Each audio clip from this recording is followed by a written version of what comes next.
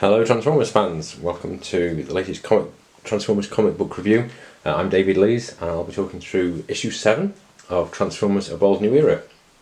You may recall after last time I was hoping things would improve, we'd see some action and some activity. I was really excited to pick up this issue of Transformers, not just because it's Transformers but also because it has free inside, or in my case bundled in a polybag, Transformers trading cards, and I'll come to those later. It's a long time since I bought a magazine that actually had a freebie with it that I was really interested in. I collect the cards, and so I was particularly excited. It's almost like buying the cards and getting the magazine free. So we'll see more on that in a moment. So, after issue 6, which achieved the sum total of nothing except giving us some backstory between Orion and Megatron, back to the main plot in issue 7. What am I hoping to see? What am I excited about for this issue? Repercussions of the death of Rubble. Rubble died at the end of issue 5, you may recall. I always like to see Megatron, see what he's up to, what his latest schemes are. I want to see Orion Pax return to the Autobots with some insight, even if he hasn't got the Matrix and hasn't got the wisdom that goes with that, just to have him around leading again. More Prowl, see what Prowl's up to in his investigation on the murder of Rubble and the murder of Brainstorm, which is still causing him problems.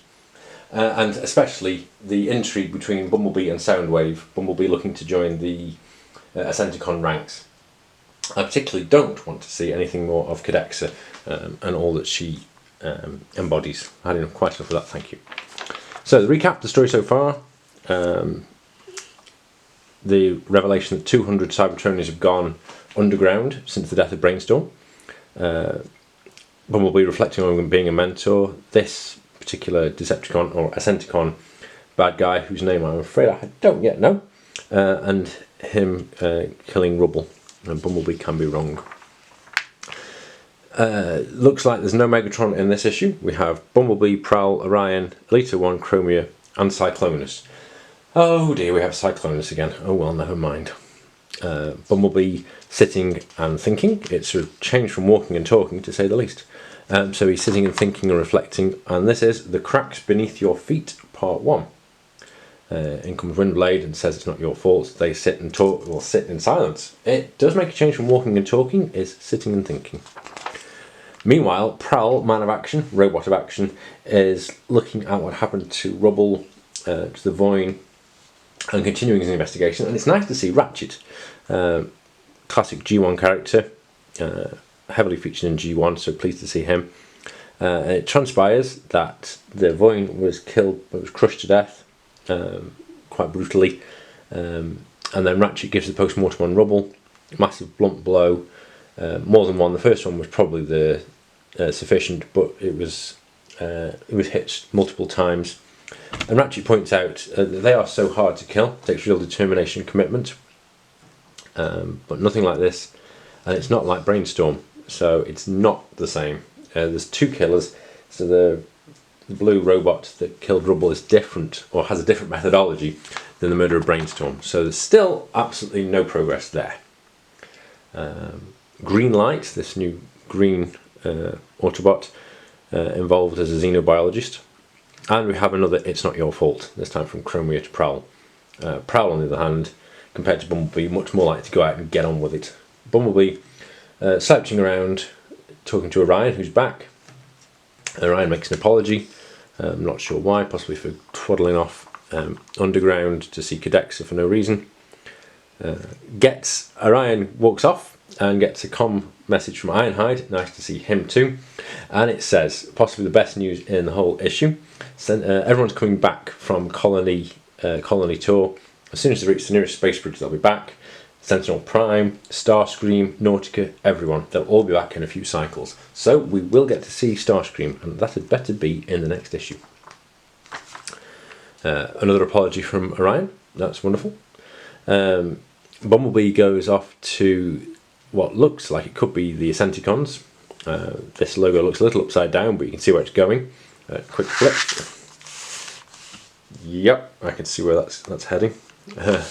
So we'll come to that in future, I'm sure. And he's met by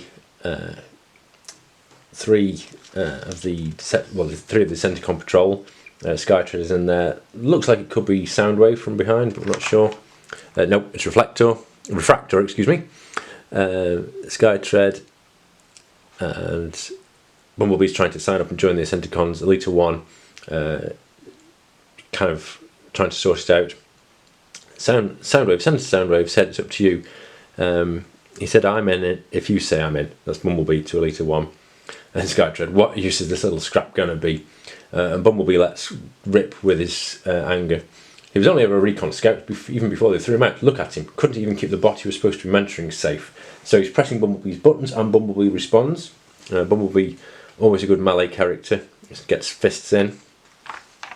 Pretty much lays waste to the Ascenticons around him. Skytread gets the brunt of it, Refractor gets a good elbow as well.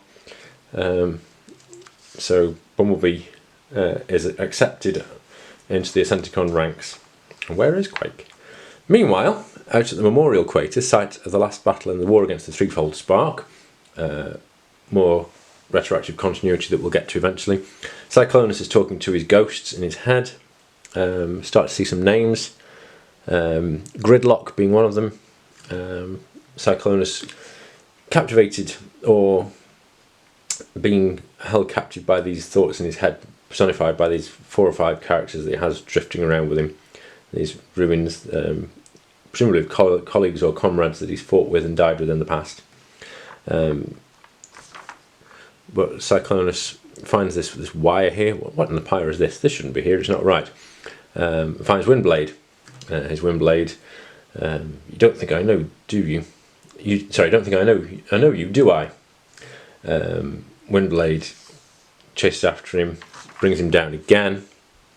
Okay, 1 force landing was enough, 2's too many. You want to fight, you get a fight. Referring to the time when Windblade brought him down in issue 4. It's a very kinetic approach you have to starting a conversation. Continued in 2 weeks, so I will be back in 2 weeks as ever. This time I will make good speed and get through the gallery of comics, the comic covers. Next issue, Cyclonus looking pretty cheesed off. We have Orion looking slightly heroic. Bumblebee looking melancholy, morose and introspective, in line with him stuffing up basically. In fact, all the Autobots seem to be not doing a particularly good job and suffering from dereliction of duties. Orion goes underground, Bumblebee goes to join the Decenticons, and some nice cover art of Elita 1, and then just random Ascenticons. It's like Megatron, Soundwave, some Seekers, possibly the Constructicons, I'm not sure. The adverts at the back, I will get to them this time. Transformers, Ghostbusters, as I've said before, not my cup of tea.